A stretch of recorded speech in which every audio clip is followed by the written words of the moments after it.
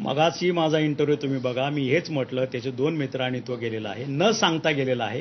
मला ना त्यांच्या मिसेसला, ना आईला, ना भावाला, विदाऊट एनी असं होत नाही. डेली आम्ही दिवसातनं 10 ते 15 वेळा बोलतो, बोलणं झालं नाही आणि अचानक त्याच्या ड्रायव्हरला, माझ्या मुलाला फोन आला की मी त्यांना एअरपोर्टला सोडलं, म्हणून तो माझ्याकडे आला केबिनला तिथंच कात्रजला, की असं असं पप्पा तो एअरपोर्टला गेला, तुम्हाला सांगितलं का? म्हणलं मला माहीत नाही. म्हणून आम्ही दोघंही उठून परत कॅम्पसला गेलो.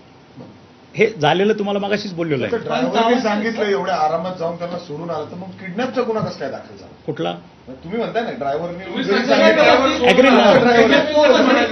त्याच्याबरोबर मी मगाशी तुम्हाला बोललो की पोलीस स्टेशनला यांना कंट्रोल रूमला आलं की दोघांनी त्याच्याबरोबर घेऊन त्याला गेलेले आहेत. यांना फोन आला होता अगोदर कंट्रोलला आणि त्याच्यानंतर पोलीस स्टेशन होतं.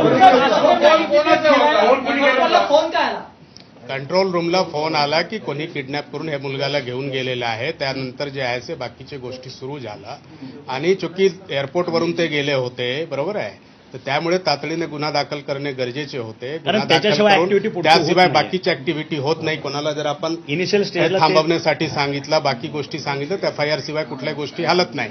त्यामुळे गरजेचे होते आणि नेमके मुलगा कुठे चालला होता, काय कारणास्तव चालला होता, हे सर्व जे आहे ते आपल्याला नंतर तपासमध्ये जे आहे ते निष्पन्न होईल.